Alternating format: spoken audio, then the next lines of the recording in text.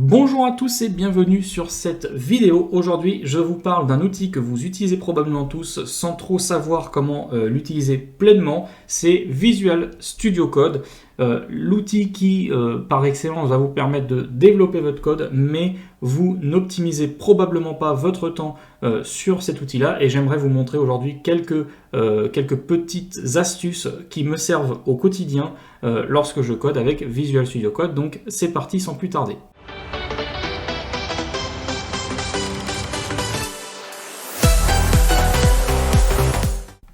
Voilà, on se retrouve sur le site officiel de Visual Studio Code sur lequel vous allez pouvoir installer Visual Studio Code sur votre plateforme. Donc moi je suis sur Windows, donc je vais pouvoir cliquer sur le gros bouton Download for Windows. Pour les autres plateformes, évidemment, il y a aussi tout ce qu'il faut. Vous avez un point d'aide pour les distributions Debian et Ubuntu, et puis pareil, un installeur macOS. Donc je télécharge la version Windows. Hop, je l'enregistre et je lance tout de suite l'installeur. Donc ça nous donne quelque chose comme ceci. On va mettre que on comprend et on accepte les termes du contrat de licence suivant. Moi je l'installe, alors je vais juste le mettre un cran plus loin. Hop. Hop. Voilà, donc ici, on va garder Visual Studio Code. Je vais le laisser, on va créer un menu. Voilà, donc une petite icône sur le bureau. Vous pouvez ajouter l'action ouvrir avec code au menu contextuel de l'explorateur de fichiers Windows si vous en avez envie. Ouais, allez, on va tout cocher. Ça, c'est vous qui voyez. Soit vous voulez pouvoir ouvrir avec Visual Studio Code directement, soit non. On l'ajoute bien au path, on inscrit code en tant qu'éditeur pour les types de fichiers qui peuvent être pris en charge, évidemment. On clique sur suivant et on installe tout ça. Voilà. Donc, ensuite, quand vous aurez installé l'outil, on va pouvoir le lancer. Je ferme voilà, donc on va l'exécuter là directement. Et vous arrivez donc ici sur quelque chose, moi qui n'est pas neutre, vous allez pouvoir dire un petit peu le thème que vous voulez, mais de toute façon, je vais vous montrer dès maintenant comment on va pouvoir changer le thème, parce que là, de toute façon, moi, j'ai un thème dark, en fait, par défaut, avec quelque chose qui est très loin, je peux augmenter ici si je veux, hop, voilà. Vous aurez reconnu le petit dossier qui s'est ouvert, en fait c'est le petit ESLint Prettier que j'ai utilisé pour la dernière vidéo. Donc si vous n'avez pas vu cette dernière vidéo, naturellement vous pouvez aussi aller voir cette vidéo pour savoir comment formater votre code automatiquement avec JavaScript.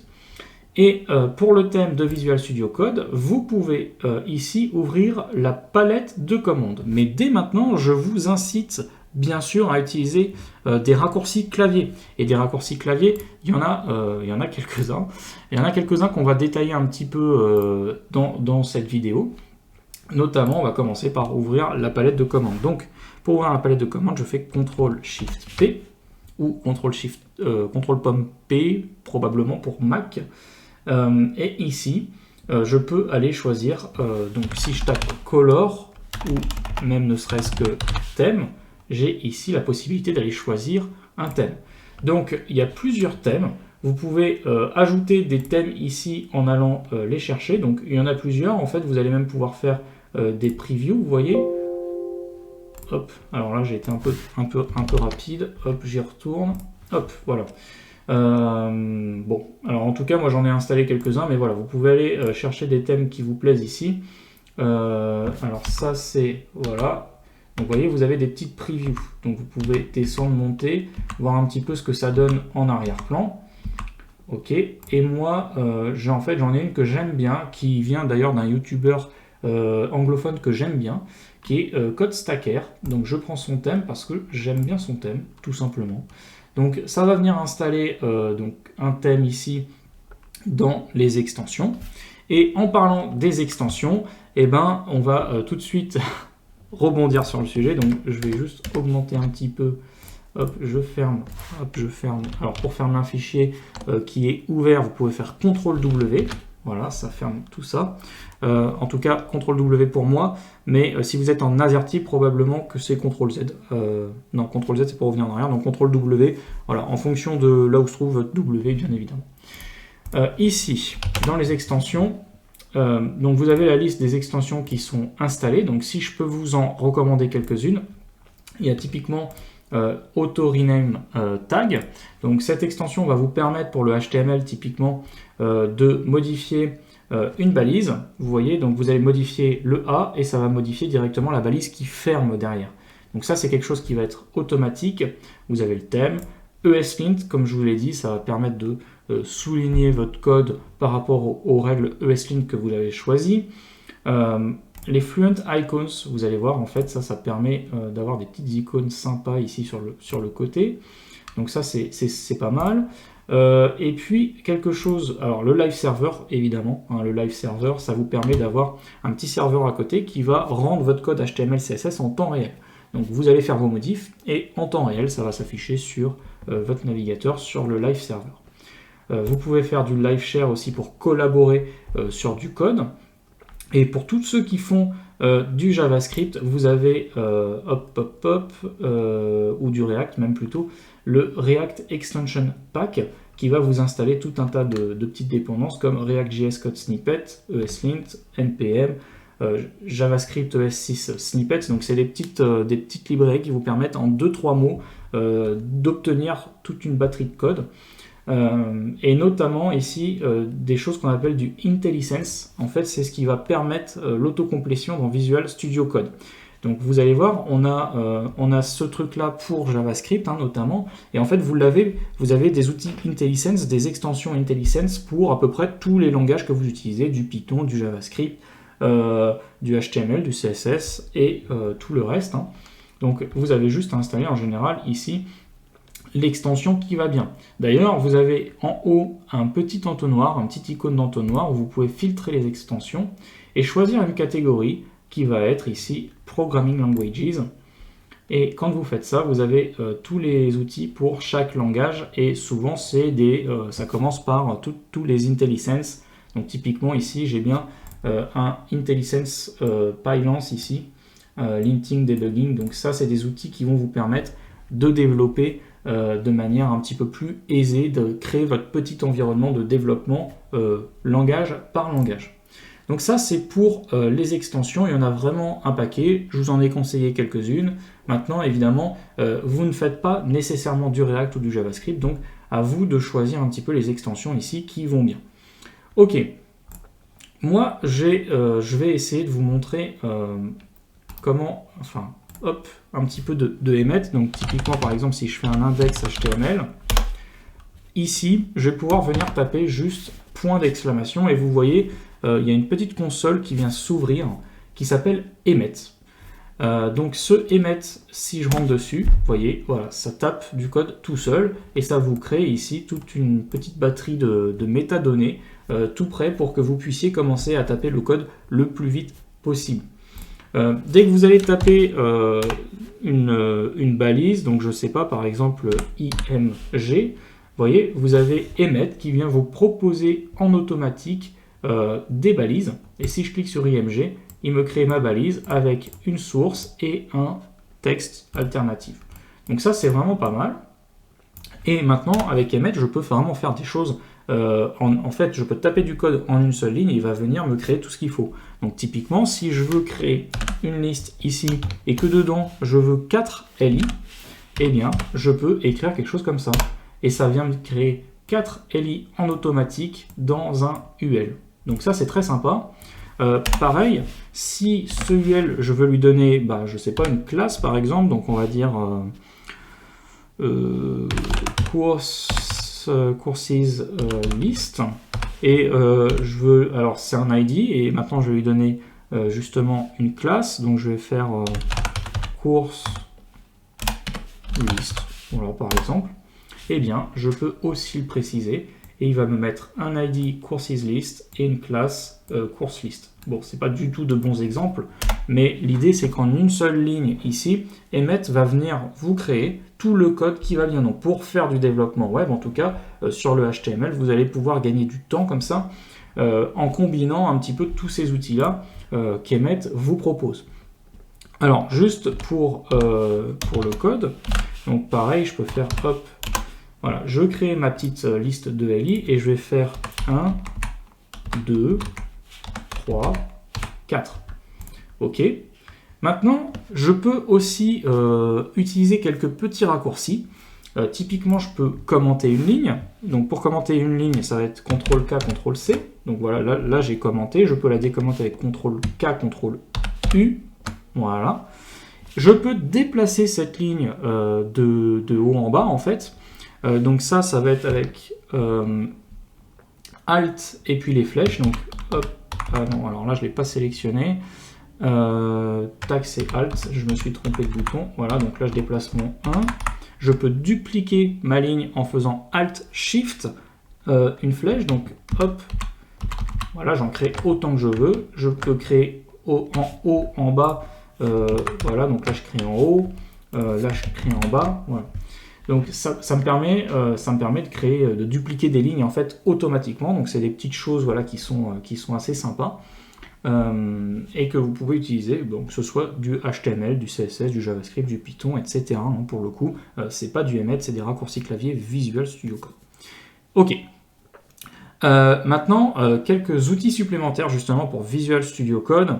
Par exemple, quand on veut gagner un peu de place ici, il se peut qu'on veuille dégager par exemple ce volet de gauche. Et ben, je peux facilement le fermer en faisant CTRL B et le rouvrir comme ça. Hein. Donc ça vous permet de gagner un petit peu de place. Pareil, je peux naviguer de fichier en fichier. Donc déjà, si j'ai aucun autre fichier ouvert, je fais CTRL P et j'ai ici ma liste de fichiers. Vous reconnaîtrez les fichiers que je retrouve bien sur la gauche.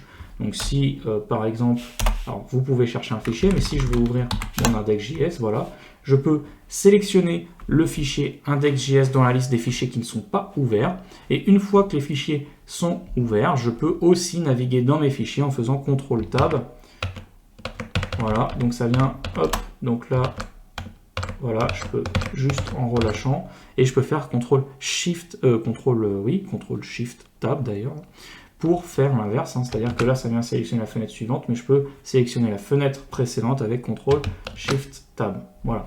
Donc ça, c'est des petits raccourcis qui vont vous permettre de naviguer beaucoup plus rapidement dans Visual Studio Code, et c'est donc forcément des outils indispensables si vous voulez gagner du temps et utiliser de moins en moins la souris. D'ailleurs, je vous invite à créer un petit peu votre liste de raccourcis. Hein. Moi, j'ai un petit peu fait ça ici. Donc, j'ai ma liste de raccourcis dans Notion qui me permet de revenir un peu dessus quand je les oublie. Et l'objectif, c'est évidemment de d'utiliser le moins possible la souris. Voilà. Donc, ensuite, des choses qui sont aussi un petit peu importantes, c'est quand même les paramètres. Des choses importantes, les paramètres. Donc, si vous voulez ouvrir les paramètres, vous faites CTRL, virgule. Et vous avez plusieurs choses. Alors, je vais fermer le petit volet de gauche. Plusieurs choses. Vous avez les paramètres user et les paramètres de workspace. Alors, les paramètres user, ça va changer vos paramètres Visual Studio Code pour tous vos projets. C'est des choses qui vous sont... des paramètres qui sont pour vous. Maintenant, vous pouvez à chaque projet indiquer un peu les paramètres que vous voulez. Donc, typiquement, par exemple, moi, je peux vouloir que la taille de ma police ce soit 16. Par exemple, aussi, quand je sauvegarde, voilà, je veux sauvegarder automatiquement. Donc, je peux préciser plein de choses ici. Turns autofix on save. Bon, voilà, ici, c'est plus vraiment super intéressant. Mais je peux faire, par exemple, indent. Et en cherchant, voilà, j'ai la tab size ici, typiquement. Moi, j'aime bien avoir 2, par exemple. Donc, je peux rentrer 2. Et ici, ce que ça vient faire, c'est que si j'ouvre mon volet, quand vous modifiez le workspace, ça vient créer un dossier .vscode et vous avez les configurations qui viennent se mettre en place ici. On reconnaît, alors hop, je configure. Vous pouvez aussi configurer évidemment un outil de formatage automatique. C'est-à-dire quand vous faites Alt-Shift-F, vous pouvez formater vos fichiers automatiquement. Et ici, soit j'utilise Prettier, soit j'utilise une fonctionnalité du langage JSON. Donc là, moi, c'est ce que je vais choisir. Donc ça, c'est pour les fichiers JSON. Et quand vous faites ça, d'ailleurs, vous venez modifier normalement le fichier settings.json, justement en ajoutant des petites choses comme ça pour vos langages. Mais là, je ne l'ai pas sélectionné par défaut, donc ça ne va pas se rajouter. Mais on voit bien que j'ai changé la police, enfin la taille de ma police, et puis j'ai changé la taille de mes tabulations.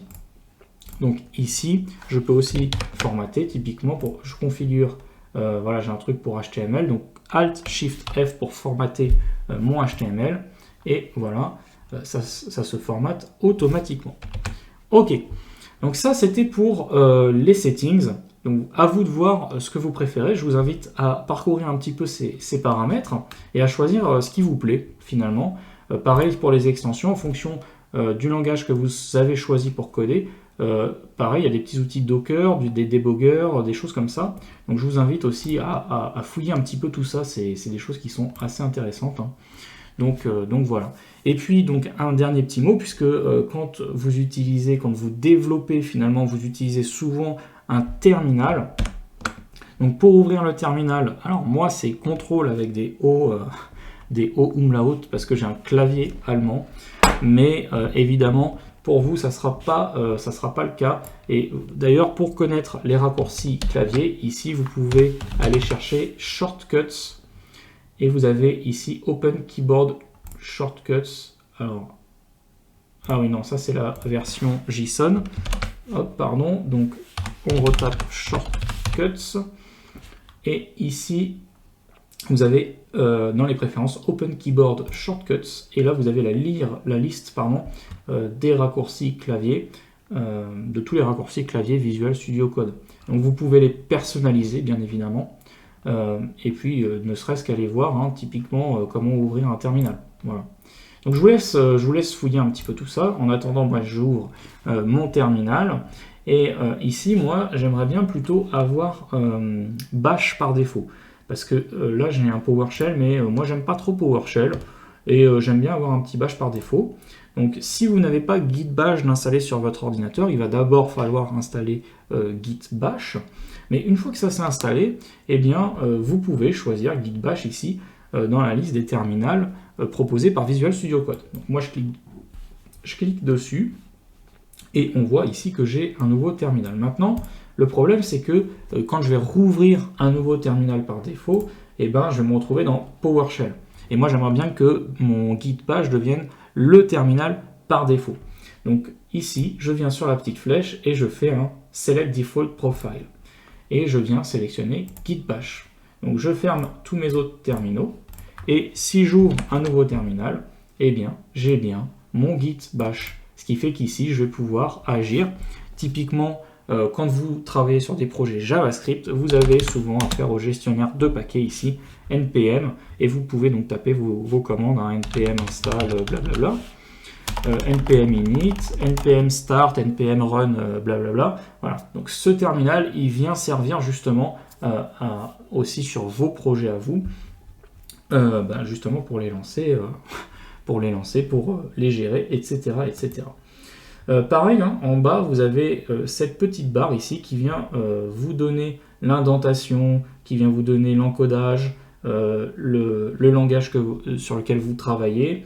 Vous pouvez ici, si vous avez le live server, aller en live. Vous avez aussi l'outil qui formate votre code un petit peu en automatique ici, donc on a Prettier par défaut. Mais je peux aussi, comme vous avez pu le voir, Alt-Shift-F, et normalement ça m'ouvre ma petite fenêtre, mais maintenant c'est choisi, donc ça ne change plus rien, mais vous pouvez sélectionner évidemment un autre formateur par défaut. Voilà, donc plein de petits outils, et donc je vous laisse un petit peu explorer tout ça. Visual Studio Code, c'est vraiment un super outil qui peut déjà se moduler vraiment en fonction de vos besoins. Et il est bon d'apprendre à vraiment bien utiliser son environnement de développement parce que c'est un outil qu'on utilise des heures et des heures tous les jours et il est vraiment important de savoir le maîtriser pour gagner ne serait-ce des fois que quelques minutes ou même des fois quelques heures hein, sur l'échelle d'une semaine. c'est des choses qui peuvent devenir énormes avec le temps. Voilà, donc pour cette vidéo, c'est terminé. J'espère que ça vous a plu. Et si vous avez des petites astuces supplémentaires ou des petites choses à corriger, des petites choses à suggérer en plus, c'est dans les commentaires, dans les vidéos. Je me ferai un plaisir de lire tous ces commentaires. Le pouce bleu, évidemment, pour m'aider, moi, à me faire référencer, à montrer ces vidéos qui peuvent aider un tas de gens. Et on se retrouve pour la prochaine vidéo. À plus tard.